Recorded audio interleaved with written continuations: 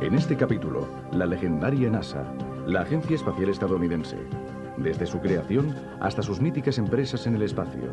Una rápida panorámica por la historia del más famoso organismo espacial estadounidense, símbolo de la conquista de la Luna, de los vuelos actuales del transbordador y de la futura Estación Espacial Internacional.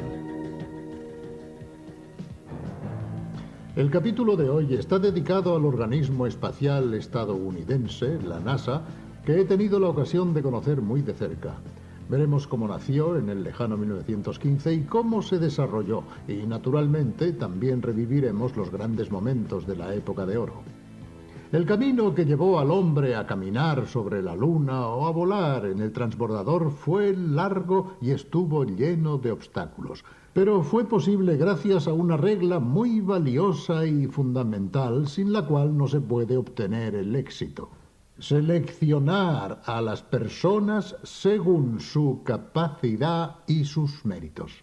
Una regla sencilla, pero lo sabemos perfectamente, poco aplicada. Su primer nombre fue NACA, Comisión del Consejo Nacional para la Aviación, una agencia creada por el presidente Woodrow Wilson en 1915. Su objetivo, convertir a Estados Unidos en líder en el campo de la aeronáutica. En menos de 30 años, los ingenieros que habían empezado estudiando los problemas de aviones como este, se encontraron proyectando aeroplanos destinados a misiones en el cosmos a millones de kilómetros de la Tierra. En los años 50, la NACA se dotó de modernos túneles aerodinámicos. Comenzaba sus investigaciones en el campo de los misiles y de los satélites. El 7 de octubre de 1957, Estados Unidos y el resto del mundo fueron saludados por la señal del Sputnik 1. La Unión Soviética había puesto en órbita el primer satélite artificial.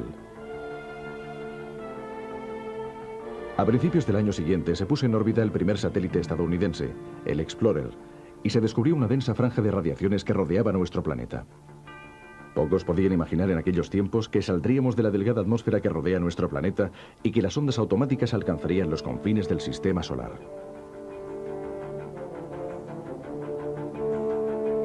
El proyecto Mercury, el primer proyecto para el vuelo humano en el espacio, se inauguró una semana después de la fundación de la NASA, el 1 de octubre de 1958. Se eligió a 7 pilotos de pruebas para convertirse en astronautas: Donald Slayton, Alan Shepard, Walter Schirra, Virgil Grissom, John Glenn, Gordon Cooper y Scott Carpenter. Los 7 candidatos fueron sometidos durante meses y meses a cuidadosos análisis y entrenamientos. Mientras los astronautas se preparaban, se lanzaron varios monos para probar las nuevas cápsulas Mercury. Entretanto, el lanzamiento de satélites automáticos era cada vez más frecuente. Los satélites meteorológicos, como el TIROS, empezaron a formar parte de nuestra vida cotidiana y mejoraron la capacidad de predecir el tiempo. El 12 de agosto de 1960, el presidente Eisenhower participó en el primer experimento de transmisión con un satélite de telecomunicaciones, el ECO 1. Los satélites de telecomunicaciones iniciaron una nueva industria, y por primera vez con el Telstar 1 fue posible una transmisión de televisión intercontinental en directo. El satélite Relé, proyectado para transmitir señales de televisión y telefónicas y datos a alta velocidad. El satélite que permitió la transmisión de las Olimpiadas de Tokio a todo el mundo. El Early Bird 1, seguidos todos ellos por otros muchos. El 5 de mayo de 1961, el astronauta Alan Shepard realizó el primer vuelo suborbital. El proyecto Mercury estaba en marcha. Poco después del amerizaje de la cápsula Freedom 7, el presidente Kennedy dio a la NASA un nuevo y ambicioso objetivo. Hemos decidido ir a la Luna en este decenio, no porque sea fácil, sino porque es difícil. Porque este objetivo servirá para organizar y medir lo mejor de nuestras capacidades y energías. Porque este es nuestro desafío. Un desafío que creemos poder superar y vencer. Recuerdo que, hablando con técnicos de la NASA, me dijeron que cuando oyeron la frase de Kennedy que hablaba de ir a la Luna en los próximos 10 años, se miraron perplejos porque en realidad nadie sabía exactamente cómo hacerlo. Desde luego había proyectos, ideas, desarrollos tecnológicos, pero entre el dicho y el hecho había de por medio un buen trecho. Había casi 400.000 kilómetros de vacío y sobre todo el problema de hacer volver la nave espacial desde la Luna para que los astronautas regresaran sanos y salvos a la Tierra. Fueron unos años de gran fervor, de gran movilización científica y tecnológica sobre todo, y además organizativa. De hecho, alguien me dijo que lo más arduo, lo más extraordinario de la conquista de la Luna fue precisamente la capacidad organizativa para hacer trabajar en perfecta sincronía a decenas, a cientos de miles de personas en distintos lugares y tiempos para llegar después a concentrar todo en ese pequeño vehículo de desembarco que descendió en unos pocos metros cuadrados. Revivamos esa aventura. Fueron necesarios más de 8 años para proyectar, construir, probar y preparar astronautas, cohetes y cápsulas para el primer alunizaje en nuestro satélite natural. Imágenes espectaculares sobre estos preparativos.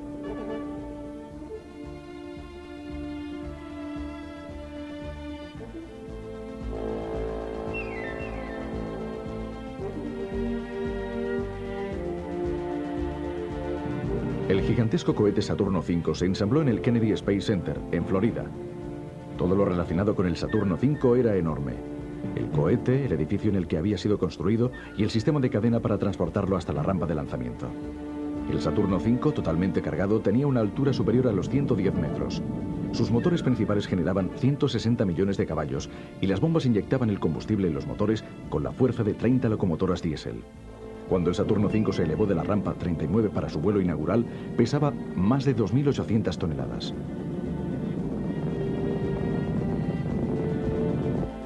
El ritmo se aceleraba. Empezando por el Apolo 8, cada Saturno ponía en órbita una tripulación de 3 astronautas. 2 días antes de la Navidad de 1968, los astronautas Lowell, Borman y Anders se convirtieron en los primeros seres humanos que abandonaron el campo gravitatorio terrestre para adentrarse en el de otro cuerpo del sistema solar, la Luna. Todo funcionó a la perfección y los puntos de alunizaje eran idóneos. Nuestra Tierra parecía pequeña y frágil en la inmensidad del espacio. Con esta imagen de la Tierra vista desde la Luna, nuestros sentimientos hacia el planeta cambiaron radicalmente. Las limitaciones del medio terrestre y de sus recursos se hicieron patentes como nunca. En los 2 vuelos siguientes, el 9 y el 10, prosiguieron los entrenamientos para el primer alunizaje. Todo estaba preparado. Los astronautas Neil Armstrong, Edwin Aldrin y Michael Collins realizaron el histórico viaje. Próxima parada, el Mar de la Tranquilidad. You're looking great. Coming up 9 minutes. We're now in the approach phase. Everything looking good. Contact light. Tranquility Base here. The Eagle has landed.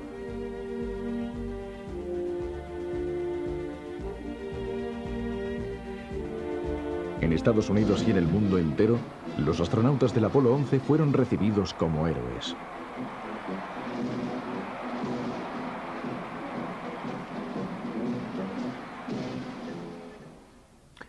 Pero existe otra aventura menos heroica y menos espectacular de la que la NASA se ha estado ocupando durante todos estos años. Se trata de la auténtica conquista del espacio a través de las ondas que han permitido visitar el sistema solar a lo largo y a lo ancho y adquirir conocimientos extraordinarios. Los datos recogidos y las imágenes fotográficas obtenidas por estos vehículos automáticos han revolucionado nuestros conocimientos sobre el universo y no solo sobre nuestro sistema solar.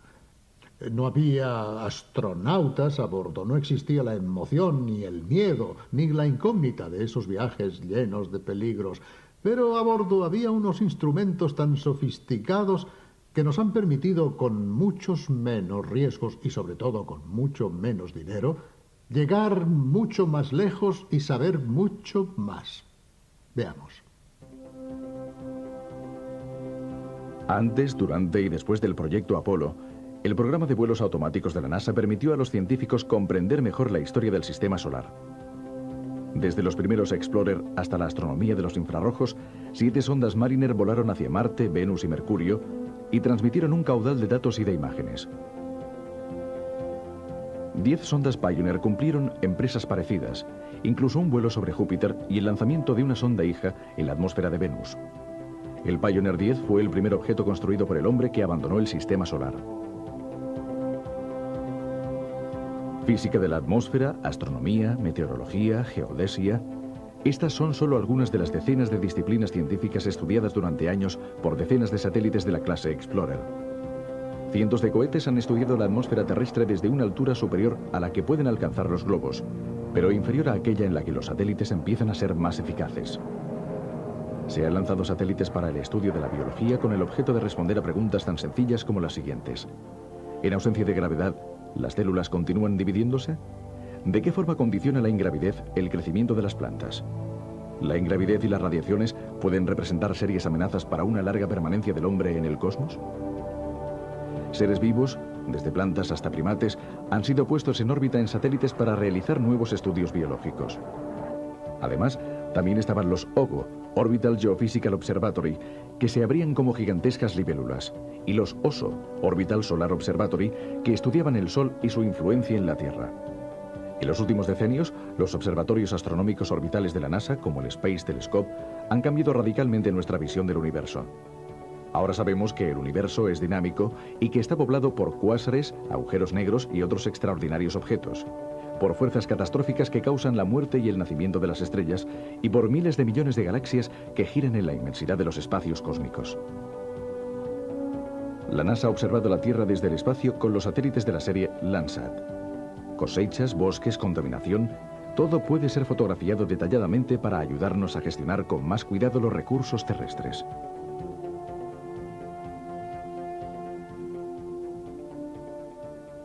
Pero las ondas también han buscado nuevas respuestas para viejas preguntas. Por ejemplo, ¿qué hay en los confines del sistema solar? ¿Qué ocultan las misteriosas lunas de Júpiter? ¿O tal vez existe vida en Marte? Ya están empezando a llegar algunas respuestas. El programa Viking realizó un sistemático estudio del planeta Marte. 2 sondas lanzadas por separado, compuestas por un módulo orbital y un módulo de aterrizaje, cubrieron 420 millones de millas hasta llegar al misterioso planeta rojo. Los módulos de aterrizaje, con su brazo mecánico, llevaron a cabo un test biológico del suelo en busca de vida. Se transmitieron regularmente datos sobre la meteorología marciana y la actividad sísmica. Las cámaras de la nave enviaron miles de imágenes del planeta. Las fotografías en color muestran desiertos sembrados de piedras y cubiertos por un fino polvo rojizo. También hemos tenido la suerte de fotografiar las 2 lunas de Marte, Phobos y Deimos. El éxito de la misión Viking ha sido comparado con el del proyecto Apolo. 2 de las ondas Voyager llevaban a bordo un disco con sonidos e imágenes de la Tierra en previsión de un encuentro con un vecino espacial desconocido. Su viaje interplanetario se había proyectado para llevar las 2 ondas hasta más allá de Júpiter, hacia Saturno, y finalmente una de las 2 Voyager habría continuado hasta Urano y Neptuno. Las cámaras de la Voyager filmaron los intrincados dibujos de las nubes de Júpiter y avistaron impresionantes rayos en su atmósfera. Las señales tardaban unos 40 minutos en llegar a la Tierra. Por este motivo, el vehículo espacial debía ser totalmente automático. La Voyager 1 llegó hasta Saturno, pero la Voyager 2 continuó hasta Urano y después hasta Neptuno, a donde llegó en agosto de 1989. Actualmente esta sonda todavía está en funcionamiento y se halla en los confines del sistema solar. Pero entre tanto, han partido otras sondas. La Galileo orbita desde 1995 alrededor de Júpiter, el planeta gigante. Después de haber liberado una sonda hija en su atmósfera para estudiar su dinámica, la Galileo fotografió con gran precisión las lunas de Júpiter. Europa, e Io especialmente, nos han deparado extraordinarias sorpresas. La superficie de Europa parece un océano helado que quizás en sus profundidades oculte agua en estado líquido, y como sabemos, donde hay agua puede haber vida. También Io, la luna más volcánica del sistema solar, fue fotografiada de cerca. Esta es su superficie agujereada por volcanes, géiseres e inmensas coladas. Y un hecho sorprendente: la sonda Galileo también consiguió descubrir la estructura interna de la turbulenta luna. Un enorme núcleo de hierro, casi la mitad de su diámetro, se encuentra en el centro del satélite. Encima, una capa de rocas continuamente fundidas por las mareas gravitacionales provocadas por otras dos lunas, Europa y Ganímedes. Estas mareas son la causa del extraordinario vulcanismo. Pero la NASA, y esto no es tan conocido, no solo se ha ocupado del espacio lejano, sino también del cercano, es decir, junto a la astronáutica, de la aeronáutica, que además es vital para un país que quiere ser líder no solo en el campo de la exploración, sino también en las nuevas tendencias de desarrollo del vuelo aéreo. Veamos. Durante años, el único y constante objetivo de la NASA ha sido la investigación aeronáutica, que se ha desarrollado con el paso del tiempo y que se ha interesado por cualquier objeto volante en el aire y en el espacio, convirtiendo a Estados Unidos en el país líder a nivel mundial en los estudios aeronáuticos. Los principales objetivos de su programa son la construcción de aeroplanos más veloces y eficientes, la mejora sistemática de los componentes de los motores y la reducción del peso, utilizando materiales mucho más resistentes. La aeronáutica es el sector más desarrollado de la industria exportadora de Estados Unidos, junto a los programas de desarrollo de la NASA. Existen unos 200.000 aviones en Estados Unidos y los investigadores están intentando aportar mejoras para ellos, estudiando más profundamente los choques aéreos a alta velocidad.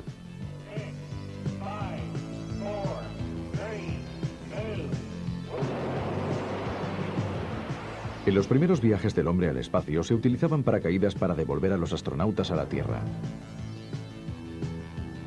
Este método se abandonó, pero dio origen a un nuevo e interesante deporte.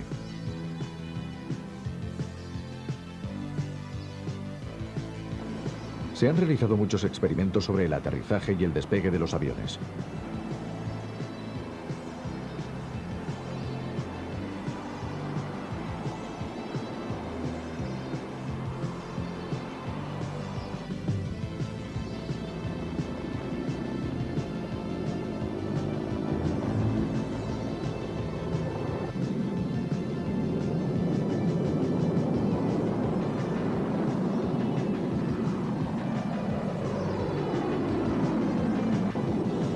Se ha hallado un método más rápido y cómodo que consiste en una combinación entre el sistema de los aviones y el de los helicópteros.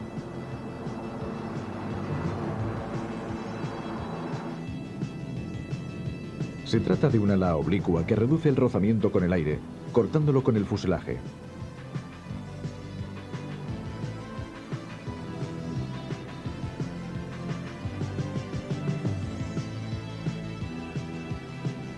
Por otra parte, los expertos han tratado de mejorar las hélices de los aviones, dando más potencia a las turbinas que se encuentran entre las mayores del mundo.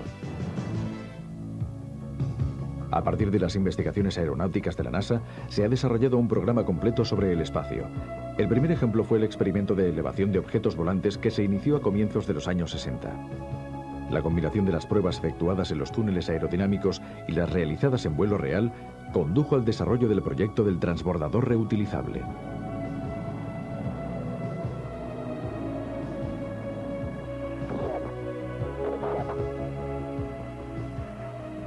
Cuando el proyecto y los análisis en los túneles aerodinámicos se completaron, empezó una serie de pruebas de aterrizaje.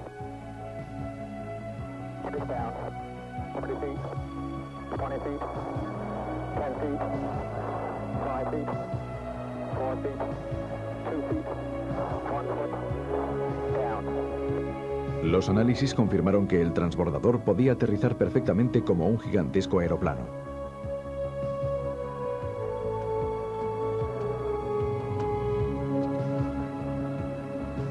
Tras años de investigación, esta es la prueba final. El primer vuelo en el espacio del transbordador Columbia con los astronautas en el control.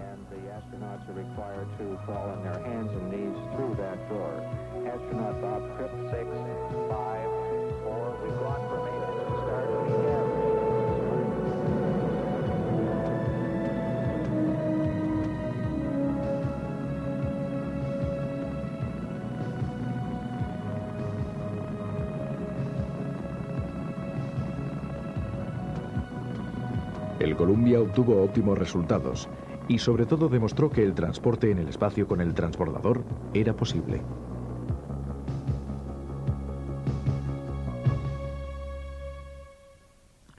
Para acabar, un pequeño episodio. Cuando, después de la conquista de la Luna, regresé a Estados Unidos para ver a algunos expertos de la NASA y les pregunté qué novedades tenían, me dijeron que se había despedido a mucha gente. ¿Por qué? Porque ya se había llegado a la Luna. El programa había tenido éxito. Y dándoles amablemente las gracias, les despidieron. No debían pesar inútilmente en el presupuesto de la administración, que debía mantenerse saneada para nuevos proyectos. Lo mismo que aquí. Lo más extraordinario de la conquista de la Luna fue precisamente la capacidad organizativa para hacer trabajar en perfecta sincronía a decenas, a cientos de miles de personas en distintos lugares y tiempos, para llegar después a concentrar todo en ese pequeño vehículo de desembarco que descendió en unos pocos metros cuadrados. Revivamos esa aventura. Fueron necesarios más de 8 años para proyectar, construir, probar y preparar astronautas, cohetes y cápsulas para el primer alunizaje en nuestro satélite natural. Imágenes espectaculares sobre estos preparativos.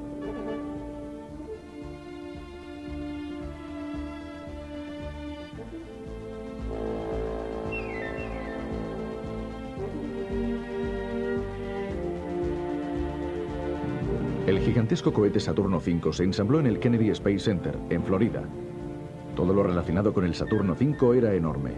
El cohete, el edificio en el que había sido construido y el sistema de cadena para transportarlo hasta la rampa de lanzamiento. El Saturno V, totalmente cargado, tenía una altura superior a los 110 metros. Sus motores principales generaban 160 millones de caballos y las bombas inyectaban el combustible en los motores con la fuerza de 30 locomotoras diésel. Cuando el Saturno V se elevó de la rampa 39 para su vuelo inaugural, pesaba más de 2.800 toneladas.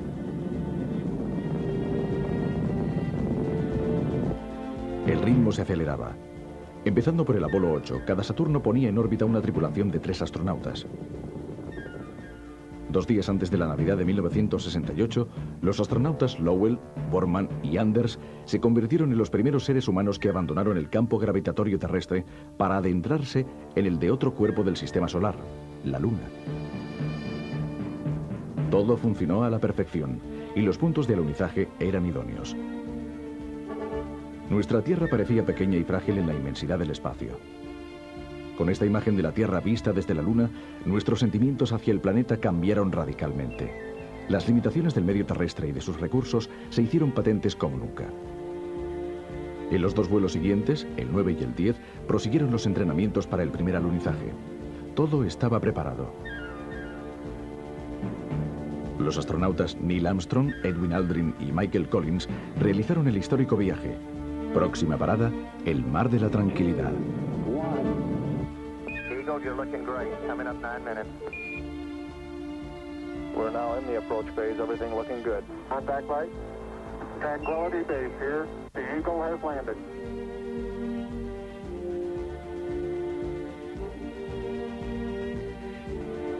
En Estados Unidos y en el mundo entero, los astronautas del Apolo 11 fueron recibidos como héroes. Mucho menos dinero, llegar mucho más lejos y saber mucho más. Veamos. Antes, durante y después del proyecto Apolo, el programa de vuelos automáticos de la NASA permitió a los científicos comprender mejor la historia del sistema solar. Desde los primeros Explorer hasta la astronomía de los infrarrojos, 7 sondas Mariner volaron hacia Marte, Venus y Mercurio y transmitieron un caudal de datos y de imágenes. 10 sondas Pioneer cumplieron empresas parecidas, incluso un vuelo sobre Júpiter y el lanzamiento de una sonda hija en la atmósfera de Venus. El Pioneer 10 fue el primer objeto construido por el hombre que abandonó el sistema solar. Física de la atmósfera, astronomía, meteorología, geodesia... Estas son solo algunas de las decenas de disciplinas científicas estudiadas durante años por decenas de satélites de la clase Explorer. Cientos de cohetes han estudiado la atmósfera terrestre desde una altura superior a la que pueden alcanzar los globos, pero inferior a aquella en la que los satélites empiezan a ser más eficaces. Se han lanzado satélites para el estudio de la biología con el objeto de responder a preguntas tan sencillas como las siguientes. En ausencia de gravedad, ¿las células continúan dividiéndose? ¿De qué forma condiciona la ingravidez el crecimiento de las plantas? ¿La ingravidez y las radiaciones pueden representar serias amenazas para una larga permanencia del hombre en el cosmos? Seres vivos, desde plantas hasta primates, han sido puestos en órbita en satélites para realizar nuevos estudios biológicos. Además, también estaban los OGO, Orbital Geophysical Observatory, que se abrían como gigantescas libélulas, y los OSO, Orbital Solar Observatory, que estudiaban el Sol y su influencia en la Tierra. En los últimos decenios, los observatorios astronómicos orbitales de la NASA, como el Space Telescope, han cambiado radicalmente nuestra visión del universo. Ahora sabemos que el universo es dinámico y que está poblado por cuásares, agujeros negros y otros extraordinarios objetos, por fuerzas catastróficas que causan la muerte y el nacimiento de las estrellas, y por miles de millones de galaxias que giran en la inmensidad de los espacios cósmicos. La NASA ha observado la Tierra desde el espacio con los satélites de la serie Landsat. Cosechas, bosques, contaminación, todo puede ser fotografiado detalladamente para ayudarnos a gestionar con más cuidado los recursos terrestres.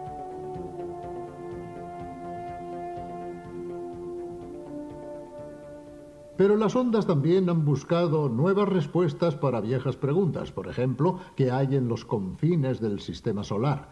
¿Qué ocultan las misteriosas lunas de Júpiter? ¿O tal vez existe vida en Marte? Ya están empezando a llegar algunas respuestas. El programa Viking realizó un sistemático estudio del planeta Marte. 2 ondas lanzadas por separado, compuestas por un módulo orbital y un módulo de aterrizaje, cubrieron 420 millones de millas hasta el estadounidense, símbolo de la conquista de la Luna, de los vuelos actuales del transbordador y de la futura Estación Espacial Internacional. El capítulo de hoy está dedicado al organismo espacial estadounidense, la NASA, que he tenido la ocasión de conocer muy de cerca. Veremos cómo nació en el lejano 1915 y cómo se desarrolló, y naturalmente también reviviremos los grandes momentos de la época de oro. El camino que llevó al hombre a caminar sobre la Luna o a volar en el transbordador fue largo y estuvo lleno de obstáculos. Pero fue posible gracias a una regla muy valiosa y fundamental, sin la cual no se puede obtener el éxito. Seleccionar a las personas según su capacidad y sus méritos. Una regla sencilla, pero lo sabemos perfectamente, poco aplicada.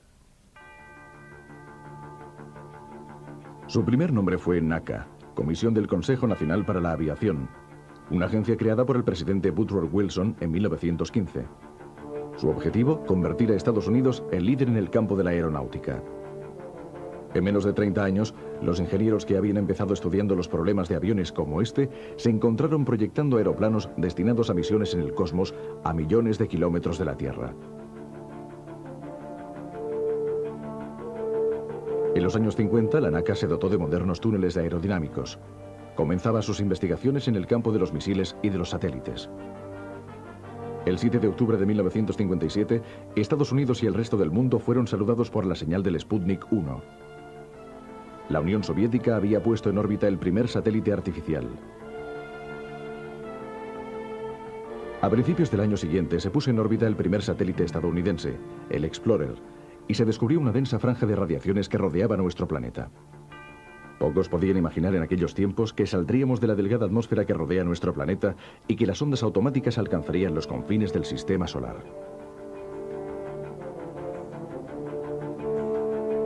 El proyecto Mercury, el primer proyecto para el vuelo humano en el espacio, se inauguró una semana después de la fundación de la NASA, el 1 de octubre de 1958.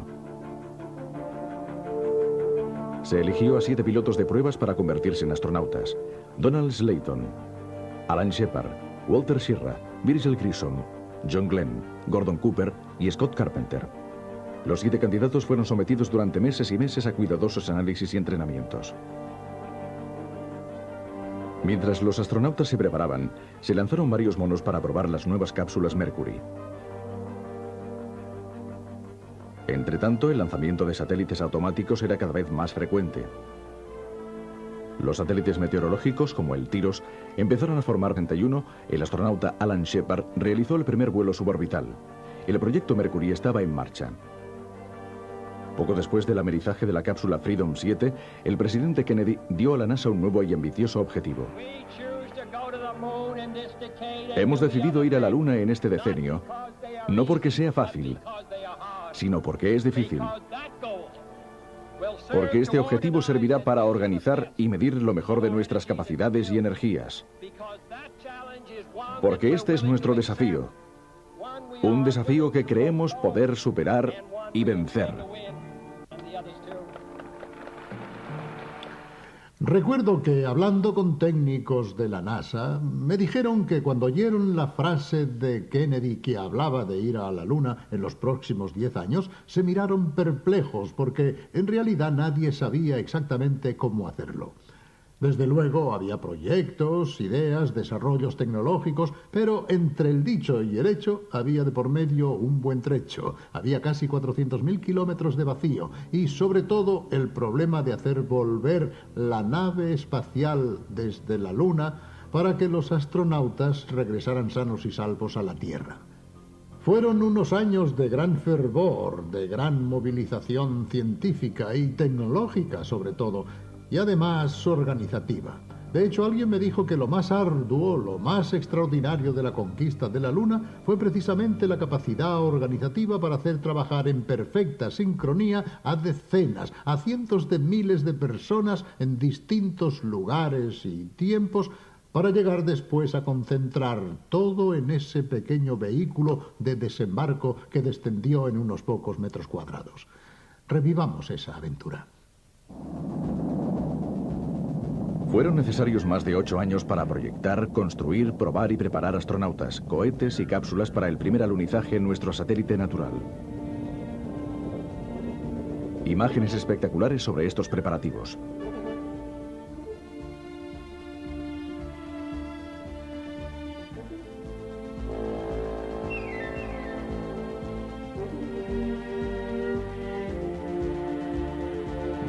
El gigantesco cohete Saturno V se ensambló en el Kennedy Space Center, en Florida.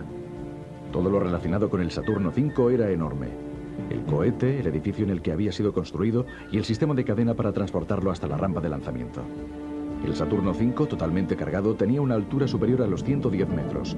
Sus motores principales generaban 160 millones de caballos y las bombas inyectaban el combustible en los motores con la fuerza de 30 locomotoras diésel. Cuando el Saturno V se elevó de la rampa 39 para su vuelo inaugural, pesaba más de 2.800 toneladas. Las sondas Voyager llevaban a bordo un disco con sonidos e imágenes de la Tierra en previsión de un encuentro con un vecino espacial desconocido. Su viaje interplanetario se había proyectado para llevar las dos sondas hasta más allá de Júpiter, hacia Saturno, y finalmente una de las dos Voyager habría continuado hasta Urano y Neptuno.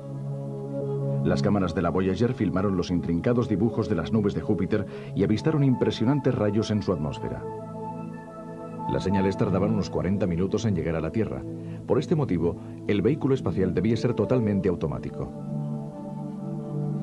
La Voyager 1 llegó hasta Saturno, pero la Voyager 2 continuó hasta Urano y después hasta Neptuno, a donde llegó en agosto de 1989. Actualmente esta sonda todavía está en funcionamiento y se halla en los confines del sistema solar. Pero entre tanto han partido otras sondas. La Galileo orbita desde 1995 alrededor de Júpiter, el planeta gigante. Después de haber liberado una sonda hija en su atmósfera para estudiar su dinámica, la Galileo fotografió con gran precisión las lunas de Júpiter. Europa e Io especialmente nos han deparado extraordinarias sorpresas. La superficie de Europa parece un océano helado que quizás en sus profundidades oculte agua en estado líquido, y como sabemos, donde hay agua puede haber vida. También Io, la luna más volcánica del sistema solar, fue fotografiada de cerca.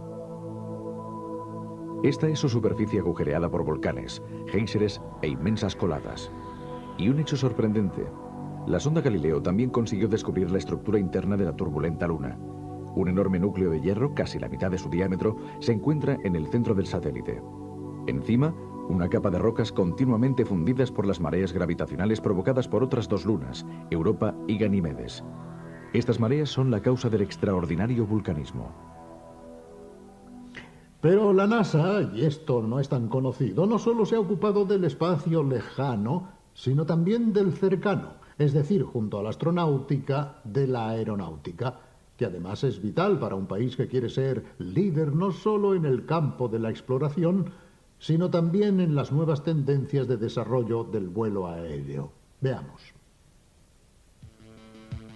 Durante años, el único y constante objetivo de la NASA ha sido la investigación aeronáutica, que se ha desarrollado con el paso del tiempo y que se ha interesado por cualquier objeto volante en el aire y en el espacio, convirtiendo a Estados Unidos en el país líder a nivel mundial en los estudios aeronáuticos.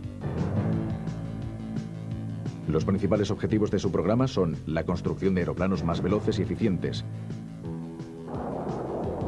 la mejora sistemática de los componentes de los motores y la reducción del peso, utilizando materiales mucho más resistentes. La aeronáutica es el sector más desarrollado